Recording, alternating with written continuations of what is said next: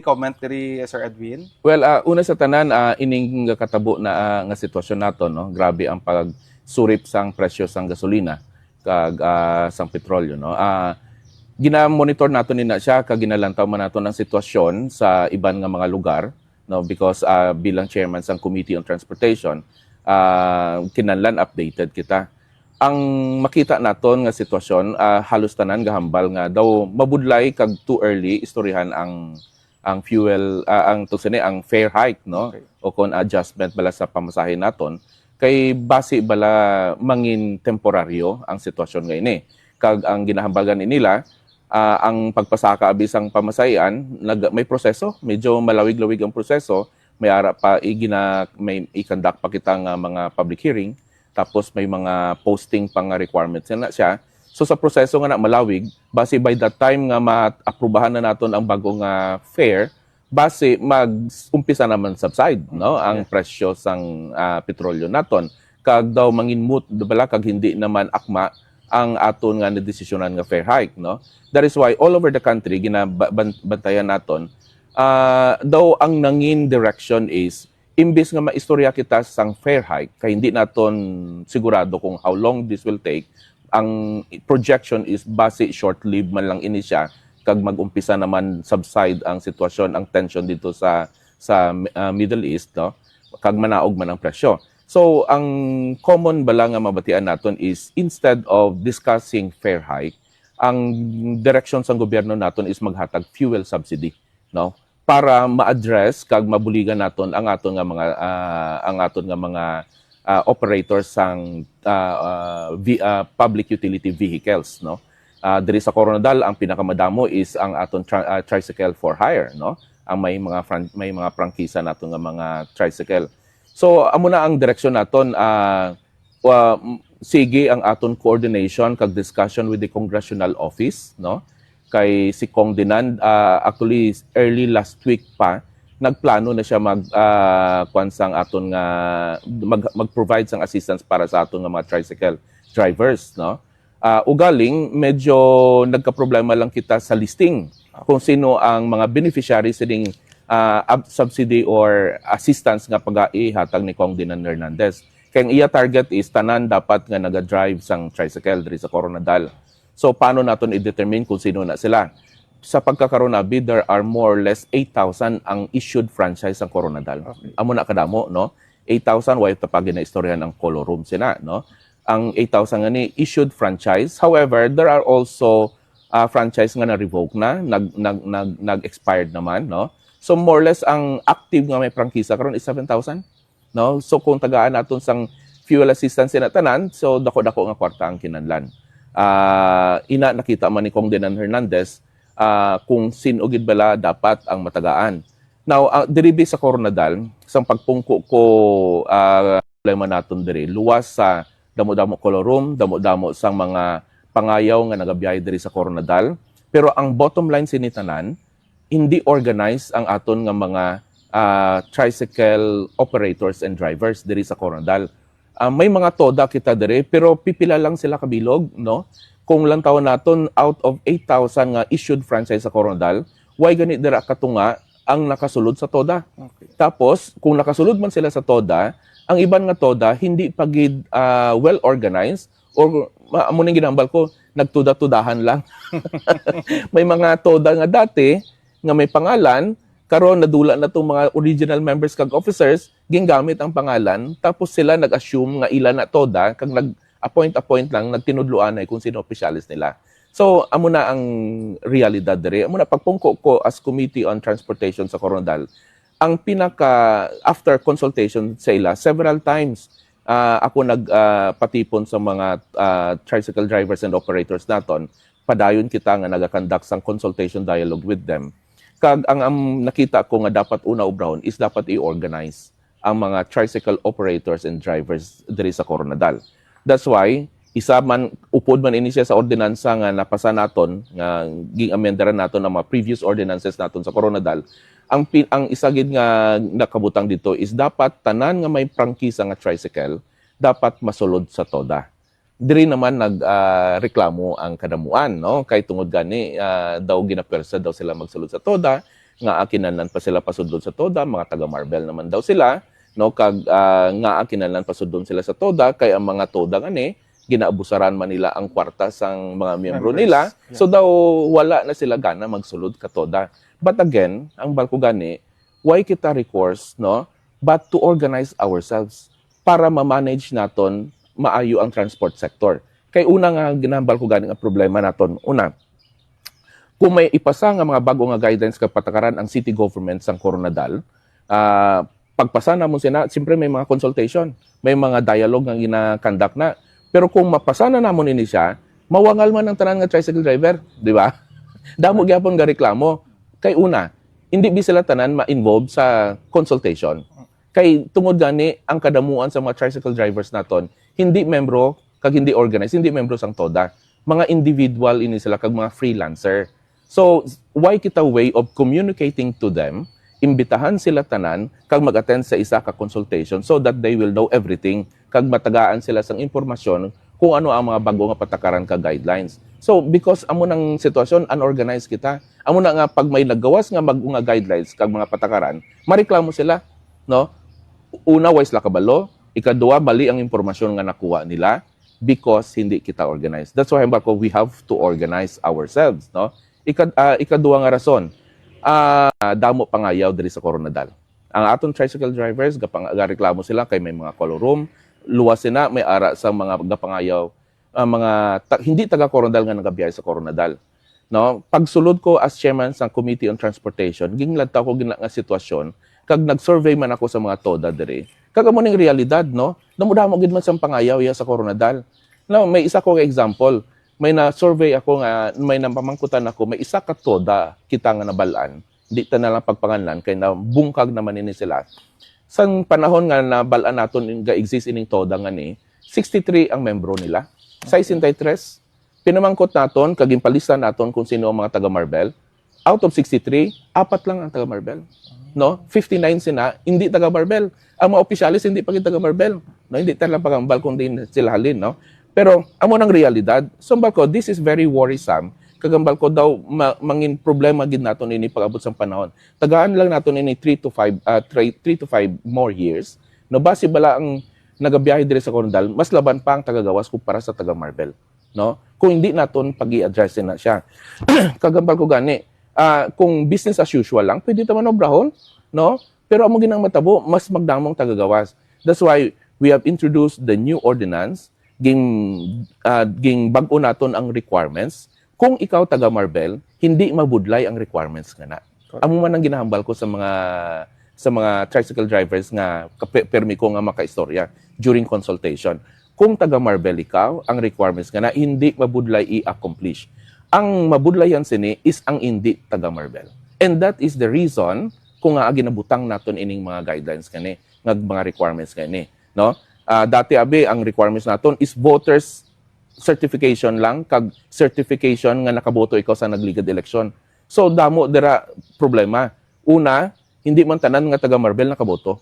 Di ba? May times nga nang masakit, why ka sa Marbel during election, why ka kaboto. So pag abot sang renewal mo, why ka sang voter certification nga nakaboto ka sang nagligad election. Na disenfranchise ka, di ba? Hindi ka naka-renew sang imo prangkisa and damo-damo na nga sitwasyon dira gakatabo sa city before ako nagpungko. So, ging-address na naton, dapat tanggalon nga dapat nakaboto ikaw sa nagligad eleksyon. Pero dapat nakarehistro ka sa Coronadal, no? Pero balanta hapos abi pangitaan paagi, no? Ining voters certification lang. Damo dira nga mga kapitbahay naton, isakripisyo nila ang ilaboto to sa ilang mga munisipyo, marehistro sila sa Coronadal, mapatransfer sila diri, apply sila prangkisa.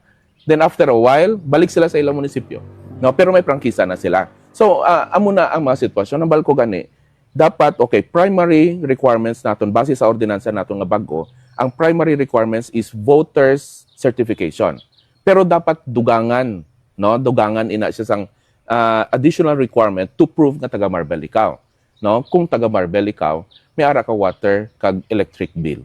Billing statement, no? So magdugang ina pamatuod nga taga Marbel ikaw. Pero balanta hindi tanan nga taga Marbel may balay.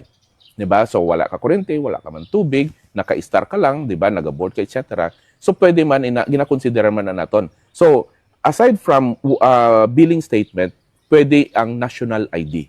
Kaysa pagkabalo ko sang last year pa, toda patawag ta 100 ka tao, 200 ka tao, mas madali i-manage. Then balik sila sa ilang mga membro, i-re-echo nila kung anong impormasyon nga makuha nila during the consultation. So amo na ang importansya nga dapat mag-organize kita. No? Ikadua, no, kung may ara sang ayuda, assistance salin sa national government, sino ang itagaan sang gobyerno sina, di ba? Based on experience, amo maning kakatabo pasang nagligan even karon, di ba? Ang una matagaan, ang determination naton sina is atong nakasulod sa toda, di ba? Kung may ara kita subsidy, sa tong una, paghatag sang subsidy or sang assistance nga na, ang mga driver nga iban nagawangal naman. Kay way sila kabaton. Paano sila kabaton kung individual rider sila? 'Di ba? Kung individual driver sila, mga freelancer sila, maulihigid ikaw sa impormasyon, maulihigid ikaw sa mga ayuda kag assistance. That's why gina-encourage naton tanan magpamembro sa TODA so that you will have an equal chance kag mas ma-manage naton ang mga bagay ngay na. That's why gimbutang naton sa ordinansa dapat tanan nga may prangkisa diri sa Coronadal masulod sa TODA requirements na ina naton. That's the third layer. No, kag ikatatlo gani may ara pa kami nga ikatatlo nga safety net, no, para ba determine naton nga taga Marbel ang nagabiyahe sa Coronadal. Ang city government, no, well, nag-agree ba din na actually si Mayor Bebot Ojeda during that time, although why pa na implement, no, implement naton. I hope si Mayor Bing will also support this and will see the wisdom and the purpose of this, no. Ma-provide ang city governments ang uniform para sa tanan naton nga legitimate franchise holder, no, so that it will be very visible sa dalan kung sino ang legitimate kag hindi. Mas madali sa apprehension, mas madali kag mas magpugong kag mahuya ang hindi legitimate nga magbiyahe kay way sila uniforme, di ba? Ma-provide sang chaleco, uniform, common to all, no, for easy identification, for easy enforcement, kag mas siguro magpugong ina siya sa iban nga magbiyahe nga wala sang uniform niya. So daw mo na ang aton nga ging ubra karon. Now, balik kita dito sa issue nga sa fuel subsidy. Sa fare hike. Ang fare hike as of now, ginaobserbahan naton, lantaw naton kung feasible o hindi. Although hindi kita sarado sina, no? Pero ang common sentiment is maybe hindi magdugay ini siya. Kay kung mag-istorya kita ka fare hike, it will take some time. Base pag-abot sang panahon nga maaprubahan mo na, mag-umpisa na subside ang tension, ang sitwasyon, base mag-umpisa naman panaog ang presyo ng petrolyo, base amo nang aton sitwasyon. That is why ang direction ka gobyerno karon is instead of talking about fare hike, mahatag ang gobyerno sang fuel subsidy, no? Maumpisa buwas sa Martes ang Metro Manila. Pero balaan ko masunod ang mga probinsya, no? Ging interview gani ang presidente sa tong tanan nga tricycle operators and drivers sa bilog ng Pilipinas. Ang gina-claim niya lang ang membro niya 2 million. Gakadlaw ako sa data niya 2 million. Tapos paano nakuha ang data? No, nga kami diri sa Coronadal, daway kami kabalungan nakuhaan kami ka data. Correct. 'Di ba? So hindi ko to maintindihan. Pero sila gahambal nga 2 million daw sila, dapat patagahan daw ang tanan. So ko paano kita ka aton niya nga congressman, si Congressman Dinan Hernandez is actually taking ahead, no, of everything. As early as last week, daw Martes o Lunes pa lang atoy nakuha niya na nagaplano na siya sang fuel assistance or daw assistance bala sa aton nga mga tricycle drivers. Nagpasubmit na sang lista ang congressional office. Ang ging submit nato nga lista dito, kay kami man naging kuan sang data, ang ging submit namon dito is atong mga na-accredit nga mga TODA. Kay nagpa-accredit kita ka TODA diri sa Coronadal. Kaya balgani dapat tanan nga TODA organized, dapat ang mga membro plastar dira. So nagpa-accredit ako ka TODA, ang deadline was last February 28, no? Kag na-accredit na naton ang 102 TODA sa Coronadal. Kag ining 102 TODA sa Coronadal may ging submit naman nga lista. Sila nag-submit, hindi kami ang naglista, no? Kundi ang mga TODA president kag secretary ang nag-submit sang list of members sang tanan nga TODA ngani. Now, out of 102 TODAs nga na-accredit sang city government sang Coronadal, there are 3,490 members ang nakalista dito. Okay. So that is still almost half lang sa mga actual nga nagabiyahe diri sa Coronadal. Now, amo tong una nga na-submit dito kay amo ning data nga may ara kami, amo nang una nga ginalantaw sang congressional office naton. But of course, balaan naton damo pa sa mga tricycle drivers nga may legitimate nga franchise nga wala nakapatoda, Correct. nakasulod sa toda. That is the reason why ginahambalan nato ng aton nga mga tricycle drivers kag mga operators dapat membro sulod kamo sa toda. Pamembro kamo sa mga toda. Now, hindi man naton ginahambal nga matagaan gid tanan kay depende na sa available funds nga makita naton, no? Kag ang congressional office through Kong Dinan Hernandez, ang hambal niya man sa akon, no? Hindi anay ina naton i-roll out kay may ara fuel subsidy nga gina-roll out karon ang national government. Gusto niya isabay sa iya nga pondo kag sa pondo sang DSWD para maka-cater sa mas damo nga mga tricycle drivers. So in the days ahead, siguro mabalaan naton kung ano gid kag kung sino ang makabaton sini. So ma-update lang gid kita siguro, constant man ang coordination naton with the congressional office. Estimatedly, Cons, mga when ini mag-start ining fuel subsidy nga ipanghatag sa aton nga government, Cons? May mga proseso man abi. Una, ginaayos lang naton ang lista, no? Although ang istoryahan namon sang staff ni Congressman Dinan Hernandez is before the end of the month mahatag na ang subsidy, no? Actually base gani earliest pa, base within this week kung makaya, no? Hindi ko sure kay nagahulat man lang ako sang update halin sa opisina sang congressman naton, no? Pero ang una dira is ayuso na yung lista, no? Ayuso ng lista, dapat nakasulod sa toda, dapat may proper identification gid kita sa mga beneficiary. Then after sana, ang DSWD man actually ang mag-release na. Kita sa city government, ang congressional office are just part sa tong mga proseso nga naga-ascertain sang mga beneficiaries naton. But ang releasing is ang DSWD. Last question na lang, Cons. Ay mo na lang ang mensahe, panawagan sa tanan ng mga tricycle drivers. Kag syempre, mensahe mo man sa bugos yung residente de sa Coronadal, Cons. Go ahead po. Well, una sa tanan, amo ning aton nga encourage permi sa aton nga mga tricycle drivers and operators diri sa Coronadal. Magbinuligay kita, no? Ang tumong naton diri is i-organize naton ang transport sector sa Coronadal.